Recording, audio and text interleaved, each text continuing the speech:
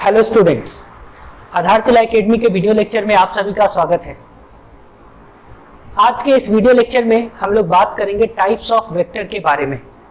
तो इसके पहले जो वीडियो आया था है ना, वेक्टर का जो लेक्चर 1 था, उसमें मैंने डिस्कस किया था कि वेक्टर होता क्या है, वेक्टर को रिप्रेजेंट कैसे करते हैं, ठीक है, उसका मैग्नीट्यूड कैसे रिप्रेजेंट करते हैं, ठीक है, वेक्टर को रिप्रेजेंट करने का कितना नोटेशन है। तो ये सारी चीजें जो है मैंने लेक्चर 1 में डिस्कस किया था। तो अगर आप लोग लेक्चर 1 को नहीं देखे हैं तो इस वीडियो को देखने से पहले लेक्चर 1 को देखें, ताकि ये सारी जो चीजें हैं वो आपको अच्छे से समझ में आ सके। तो आइए शुरू करते हैं आज का टॉपिक, टाइप्स ऑफ वेक्टर।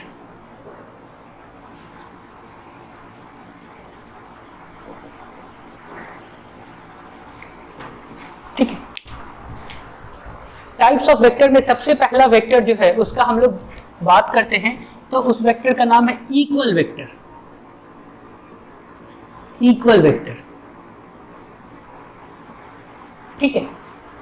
मान लिया जाए कि हमारे पास एक वेक्टर है, वेक्टर ए, ये जो है ये वेक्टर ए है, और एक दूसरा वेक्टर है वेक्टर बी,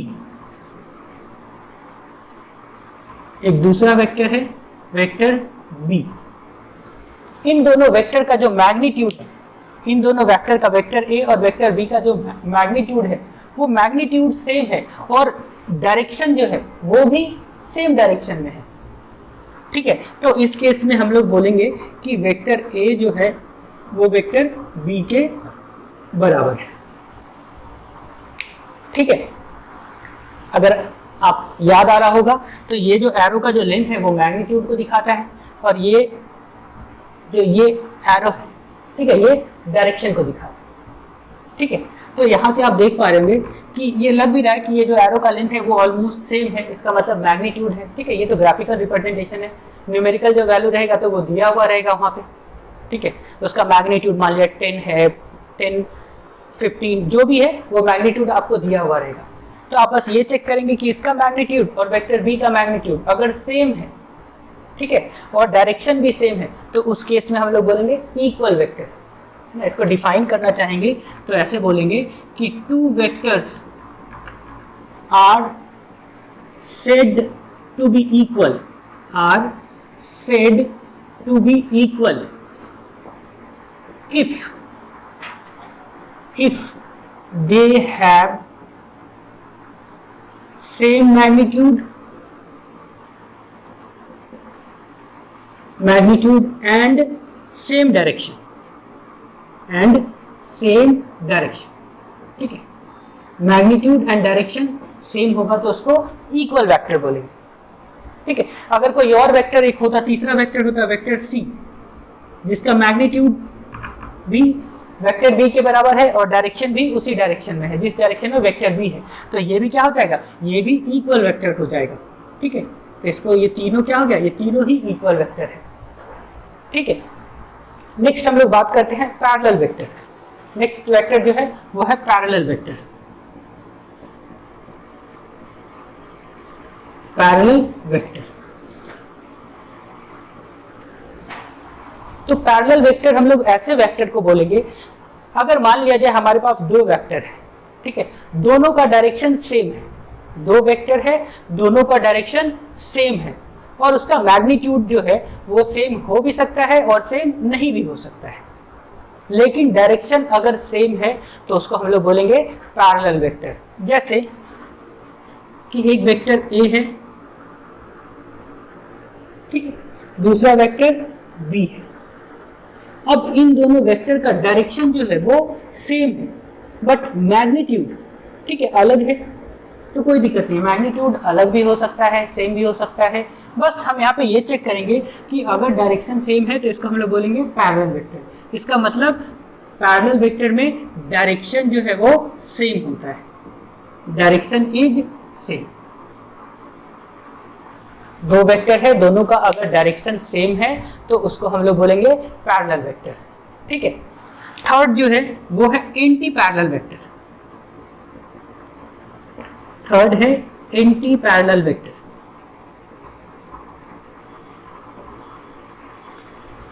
ठीक है, देखिए नाम से ही लग रहा है, जस्ट इसके अपोजिट, पैरेलल वेक्टर के जस्ट अपोजिट। ठीक है, दो वेक्टर है हमारे पास, मान लिया जाए कि वेक्टर ए और vector B, vector A and vector B, दो वेक्टर है। दोनों वेक्टर ये जो है, अब हम अगर वेक्टर ए को रिप्रेजेंट करते हैं ऐसे ग्राफिकली, ये रिप्रेजेंट किया हमने वेक्टर ए, ठीक है, और वेक्टर बी जो रिप्रेजेंट करते हैं वो ऐसे रिप्रेजेंट कर रहे हैं, तो ये है हमारा वेक्टर बी। ठीक है, ये सब जो नोटेशन है इसके बारे में हम लोग लेक्चर 1 में बात कर चुके हैं। ठीक है, तो अगर यहाँ कुछ कंफ्यूजन होता है तो आप लेक्चर 1 पहले प्रीफर करें देखना, उसके बाद इस लेक्चर को देखें।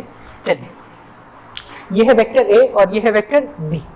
आप अगर यहाँ ध्यान से देखेंगे तो वेक्टर ए का जो डायरेक्शन है वो इस तरफ है, मतलब राइट साइड में, और वेक्टर बी का जो डायरेक्शन है वो लेफ्ट साइड, लेफ्ट की ओर, इधर। ठीक है, मतलब दोनों का जो वेक्टर का जो डायरेक्शन है वो अपोजिट है। ठीक है, मैग्नीट्यूड सेम हो सकता है, ठीक है, अलग हो सकता है, कोई दिक्कत नहीं है, बस तो डायरेक्शन अगर अपोजिट हो गया तो उसको हम लोग बोलेंगे एंटी पैरेलल वेक्टर। ठीक है, दो वेक्टर अगर दोनों का डायरेक्शन अपोजिट है, ठीक है, एक दूसरे के अपोजिट है, तो उसको हम लोग बोलेंगे एंटी पैरेलल वेक्टर। ठीक है, तो यहाँ पे हम लोग लिखेंगे डायरेक्शन इज अपोजिट। इसका मतलब ये हुआ कि दो वेक्टर एंटी पैरेलल वेक्टर होगा तो उसका डायरेक्शन जो है वो अपोजिट होगा,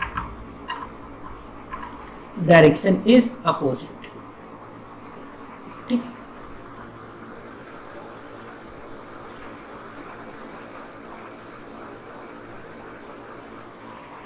नेक्स्ट जो वेक्टर है वो है नल वेक्टर। नल वेक्टर को हम लोग जीरो भी वेक्टर बोलते हैं। ठीक है, तो इसको डिफाइन जब हम लोग करते हैं तो बोलते हैं a vector with zero magnitude. A vector with zero magnitude is known as null vector. A vector with zero magnitude,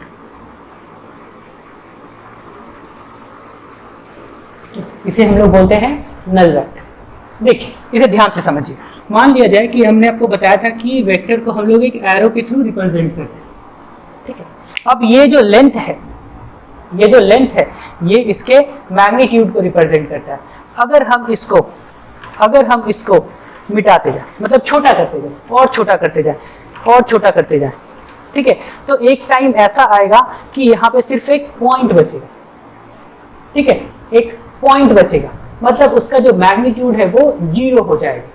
या इसे हम दूसरे भाषा में समझने की कोशिश करें तो ऐसा कर सकते हैं कि ये जो एरो है, इसका जो इनिशियल पॉइंट है, ये वाला जो पॉइंट है, इसको हम लोग बोलते हैं इनिशियल पॉइंट, ठीक है, या टेल। ठीक है, इसे बोलते हैं हम लोग हेड या फाइनल पॉइंट। ठीक, अगर इनिशियल पॉइंट और फाइनल पॉइंट दोनों कोइंसाइड कर जाए, है ना, कोइंसाइड कर जाए मतलब क्या, ये वाला पॉइंट और ये वाला पॉइंट एक ही जगह पे हो, ऐसे। ठीक है, तो उस केस में ये जो रिप्रेजेंट करेगा वो जीरो वेक्टर को रिप्रेजेंट करेगा, मतलब इसका मैग्नीट्यूड क्या हो जाएगा, जीरो हो जाएगा। ठीक है, तो उसे हम लोग नल वेक्टर या जीरो वेक्टर करेंगे, जीरो वेक्टर बोलेंगे। अगर हम बात करें नल वेक्टर के डायरेक्शन के बारे में तो हम लोग बोलेंगे इट्स डायरेक्शन इज इनडिटरमिनेट। इसका मतलब होता है इसका जो डायरेक्शन है वो नॉट डिफाइंड भी बोल सकते हैं। अगर आसान भाषा में समझने की कोशिश करें तो बोले कि इसका जो डायरेक्शन है वो नॉट डिफाइंड है। ठीक है, नेक्स्ट वेक्टर जो हमारा है वो है कोलिनियर वेक्टर। ठीक है, नेक्स्ट वेक्टर जो है उसको हम लोग बोलते हैं कोलिनियर वेक्टर। तो कोलिनियर वेक्टर को जब हम लोग डिफाइन करते हैं तो बोलते हैं vectors which acts along same line. Vectors which acts along same line are known as collinear vector। ठीक है, देखिए इसको समझते हैं। मान लिया जाए कि एक वेक्टर हमारा ऐसे, ये है वेक्टर ए, ठीक है, एक वेक्टर है वेक्टर ऐसे, इसको बोल रहे हैं वेक्टर बी। ठीक है, एक और वेक्टर है वेक्टर सी, एक वेक्टर है ऐसे वेक्टर बी।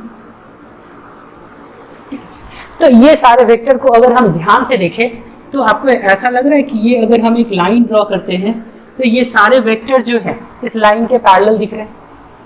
या इसको हम उल्टा बोले तो इस वेक्टर को अगर हम शिफ्ट करें, ठीक है, इसको उठा के इसको पैरेलली हम यहाँ पे लेके आए, इस वेक्टर को भी लेके आए, तो ये सारे वेक्टर जो है इस लाइन के अलोंग होंगे। तो ऐसे केस में हम इसको बोलेंगे कोलिनियर वेक्टर। अब कोलिनियर वेक्टर के बीच में जो एंगल होगा वो 0 डिग्री भी हो सकता है और 180 डिग्री भी हो सकता है। मतलब कि बी, ए और बी ये दोनों अगर कोलिनियर वेक्टर है तो यहाँ पे जो एंगल है वो 0 डिग्री है। बी और डी, ठीक है, ये दोनों भी कोलिनियर वेक्टर है, पर इन दोनों के बीच में एंगल जो है वो 180 डिग्री है, क्योंकि इनका जो डायरेक्शन है वो अपोजिट है, ठीक है। तो कोलिनियर वेक्टर के बीच में जो एंगल है वो 0 डिग्री भी हो सकता है और 180 डिग्री भी हो सकता है। एंगल बिटवीन वेक्टर्स जो है उसके बारे में जब हम लोग डिटेल में बात करेंगे नेक्स्ट लेक्चर में, तो वहां से ये सारी चीजें आपको और अच्छे से समझ में आएगा। अभी बस आप याद रखिए कि कोलिनियर वेक्टर जो है उसके बीच में जो एंगल है वो 0 डिग्री भी हो सकता है और 180 डिग्री भी हो सकता है। नेक्स्ट जो वेक्टर है वो है हमारा कंकरेंट वेक्टर, ठीक है।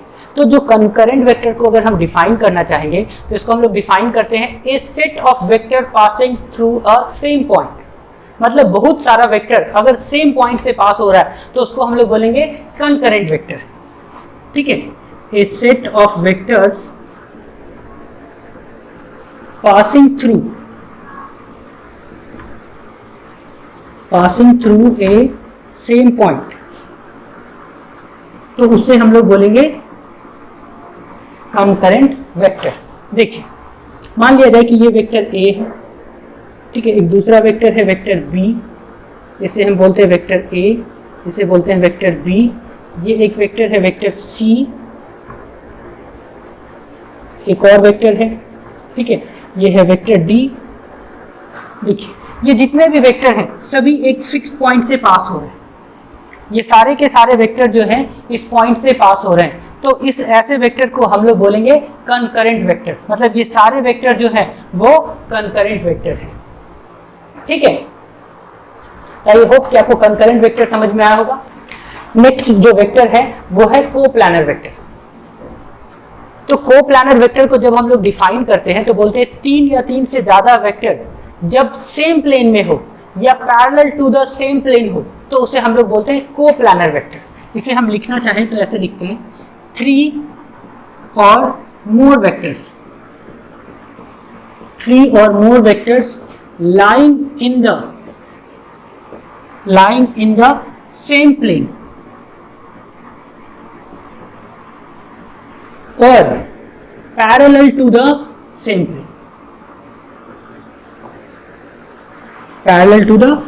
plane, then they are called coplanar vector। 3 या 3 से ज्यादा वेक्टर जब एक ही प्लेन में हो, जैसे ये एक वेक्टर हो गया, एक वेक्टर ये है और एक ये है, ये तीनों वेक्टर एक ही प्लेन में हो, या कोई वेक्टर इस प्लेन के पैरेलल हो, पैरेलल जो प्लेन है उस प्लेन में हो, तो इन सारे वेक्टर को हम लोग बोलेंगे कोप्लानर वेक्टर, ठीक है। नेक्स्ट जो हमारा वेक्टर है वो है को इनिशियल वेक्टर। नेक्स्ट जो वेक्टर है उसे हम लोग बोलते हैं को इनिशियल वेक्टर, ठीक है। इसमें नाम से ही पता चल रहा है कि को इनिशियल वेक्टर जो होगा वैसे वेक्टर जिनका इनिशियल पॉइंट सेम हो, मतलब इनिशियल पॉइंट बोले या बोले कि ऐसा वेक्टर जिनका स्टार्टिंग पॉइंट सेम हो। जैसे हम लोग कुछ वेक्टर कंसीडर करते हैं, मान लिया जाए कि ये हम बोल रहे हैं वेक्टर ए, ये बोलते हैं वेक्टर बी, ठीक है, इसे बोलते हैं वेक्टर सी। तो देखिए, ये तीनों वेक्टर जो है इसका इनिशियल पॉइंट सेम है, इन तीनों वेक्टर का इनिशियल पॉइंट जो सेम, तो इस केस में हम बोलेंगे कि ये तीनों वेक्टर जो है वो को इनिशियल वेक्टर है। या ऐसे ड्रॉ करें जो हम लोग ड्रॉ करते हैं, एक्स एक्सिस, वाई एक्सिस और जेड एक्सिस। अब यहाँ पे अगर ध्यान से देखें तो इन तीनों का जो स्टार्टिंग पॉइंट है ना, इन तीनों वेक्टर का जो स्टार्टिंग पॉइंट है या इनिशियल पॉइंट है वो सेम है, तो इन तीनों को भी हम लोग को इनिशियल वेक्टर बोलेंगे। नेक्स्ट जो हमारा वेक्टर है वो है नेगेटिव ऑफ ए वेक्टर, ठीक है, या कई बार इसे नेगेटिव वेक्टर भी बोलते हैं। तो क्या होता है नेगेटिव वेक्टर? अगर हमारे पास दो वेक्टर है, दोनों का मैग्नीट्यूड सेम है लेकिन डायरेक्शन अपोजिट है, ठीक है, तो हम बोलेंगे कि एक वेक्टर जो है दूसरे वेक्टर का निगेटिव वेक्टर है। अगर हम इसको डिफाइन करना चाहें तो ऐसे बोलेंगे, if two vectors having same magnitude but opposite in direction then they are called negative vectors. ठीक है, यहां पर मैं लिख रहा हूं, if two vectors are having same magnitude but opposite in direction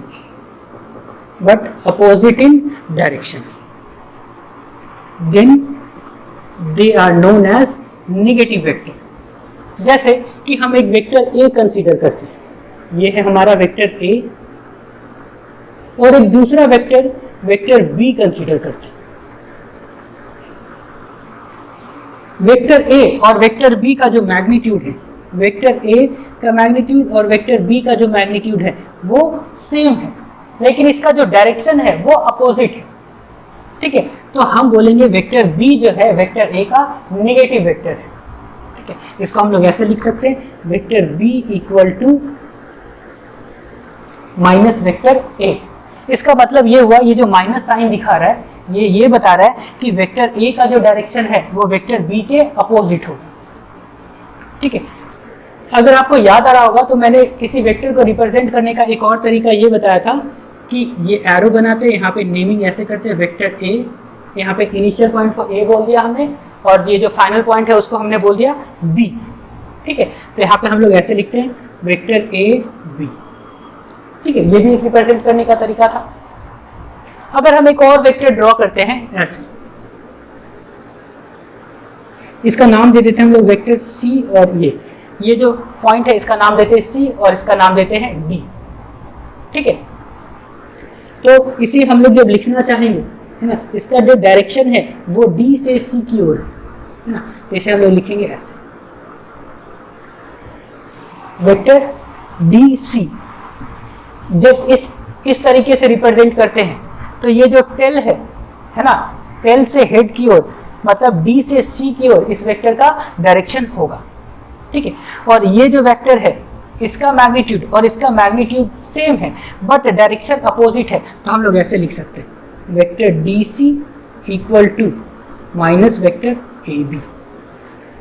ठीक है, इसका मतलब ये हो गया कि जिस डायरेक्शन में वेक्टर AB है उसके अपोजिट डायरेक्शन में वेक्टर DC है।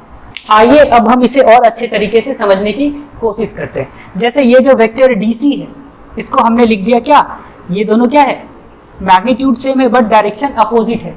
ठीक है, तो इसलिए मैंने यहाँ पे लिख दिया माइनस AB वेक्टर। ठीक है, अब देखिए ये जो एक माइनस साइन है ये बता रहा है कि ये जो वेक्टर DC है इसका डायरेक्शन अपोजिट है इस वेक्टर, मतलब ये जो एक AB वेक्टर है उसके डायरेक्शन के जस्ट अपोजिट है। इसको अगर हम और सिंप्लीफाइड वे में लिखना चाहें तो ऐसा लिख सकते हैं कि देखिए AB वेक्टर जो है इसका डायरेक्शन A से B की ओर है।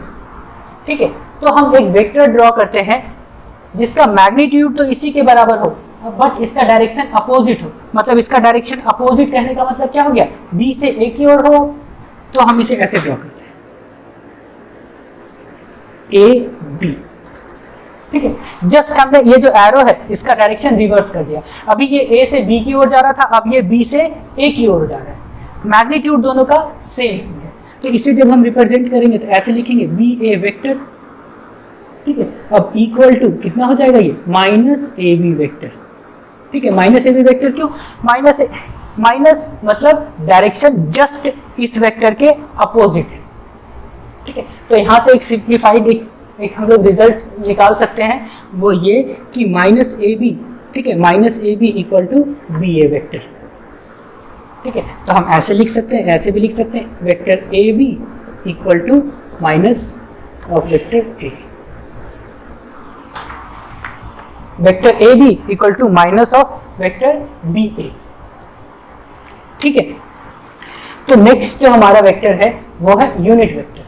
ठीक है, तो इसको हम लोग डिफाइन करते हैं, तो इसको ऐसे बोलते हैं, a vector whose magnitude is unity, मतलब एक ऐसा वेक्टर जिसका मैग्नीट्यूड 1 हो, है ना, 1 हो, उसको हम लोग यूनिट वेक्टर बोलते हैं। और यूनिट वेक्टर के बारे में आप लोग एक चीज याद रखेंगे कि ना ही तो इसका कोई डायमेंशन होता है और ना ही इसका यूनिट होता है। ठीक है, तो यहाँ पे हम ऐसे लिखते हैं a vector whose magnitude is unity, मतलब एक, is known as unit vector। और यूनिट वेक्टर का इट हैज नो डायमेंशन, इसका ना ही कोई डायमेंशन होता है और ना ही यूनिट होता है। It has no dimension and no unit. Unit vector को जब भी हम रिप्रेजेंट करते हैं, ठीक है, तो हम लोग ऐसे रिप्रेजेंट करें। जैसे अगर हम ये ए लिखते हैं, इसके ऊपर कैप बना देते हैं, इसे हम लोग ए कैप या ए हैट बोलते हैं, तो ये एक यूनिट वेक्टर को रिप्रेजेंट करता है। ठीक है, और ए कैप इक्वल टू होता है vector A divided by magnitude of vector A. ठीक है, ये जो ए कैप है वो वेक्टर ए का डायरेक्शन शो कर रहा है और वेक्टर ए और यूनिट वेक्टर ए दोनों का डायरेक्शन सेम होगा। ठीक है, यहाँ पे एक आप इंपॉर्टेंट बात का ध्यान रखेंगे जो हम लोग बहुत ज़्यादा यूज़ करेंगे यहाँ पे वेक्टर में।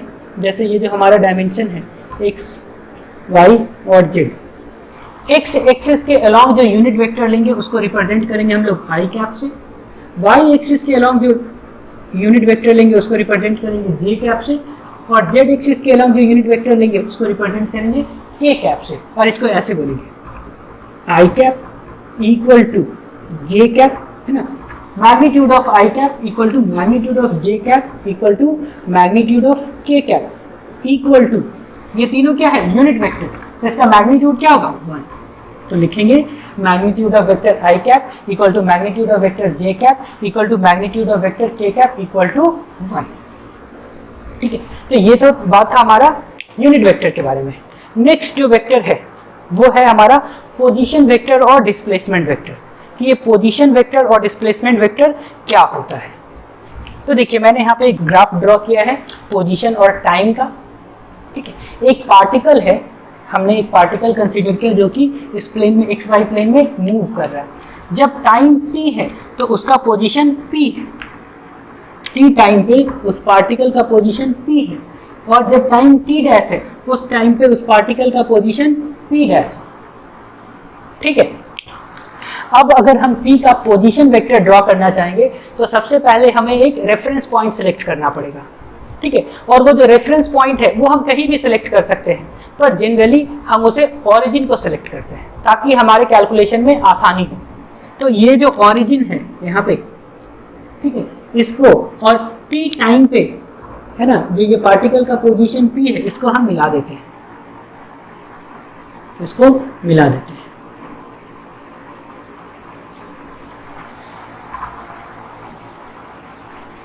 ठीक है, और अगर हमने इसका नाम दे दिया वेक्टर r, ठीक है, तो ये जो वेक्टर ऐसे लिख सकते हैं vector OP equal to vector r। अब ये जो वेक्टर OP है ये रिप्रेजेंट कर रहा है p के पोजीशन वेक्टर को विथ रिस्पेक्ट टू ओरिजिन। उसी तरह अगर हम इस पार्टिकल का जो ये पोजीशन टाइम t डैश पे p डैश है, इसका अगर हम पोजीशन वेक्टर निकालना चाहेंगे तो इसे भी हम ओरिजिन से मिलाएंगे। ठीक है, ओरिजिन जिसे हमने रेफरेंस पॉइंट सिलेक्ट किया था, ओरिजिन से मिलाएंगे। अब ये जो वेक्टर हो गया OP डैश, ठीक है, इसका नाम हम दे देते हैं r dash, vector r dash. तो हम लोग लिख सकते हैं vector OP dash equal to vector r dash. अब ये जो वेक्टर OP डैश है या वेक्टर r डैश जो है ये रिप्रेजेंट कर रहा है p डैश के पोजीशन वेक्टर को विथ रिस्पेक्ट टू ओरिजिन। तो वेक्टर r और वेक्टर r डैश ये दोनों क्या है, ये दोनों पोजीशन वेक्टर है, किसका, p का और p डैश का। ठीक है, अब अगर हम ये जो p है और p डैश इन दोनों को हम लोग मिला देते हैं, p से p डैश को मिला देते हैं। अब ये जो वेक्टर p डैश है, p डैश है, ये रिप्रेजेंट करेगा डिस्प्लेसमेंट वेक्टर। ठीक है, ये रिप्रेजेंट करेगा डिस्प्लेसमेंट वेक्टर। जैसे इसको हम बोल देते हैं कि ये वेक्टर डेल्टा r है, तो यहाँ हम ऐसे लिख सकते हैं vector p dash equal to vector delta r, और ये हो जाएगा डिस्प्लेसमेंट वेक्टर।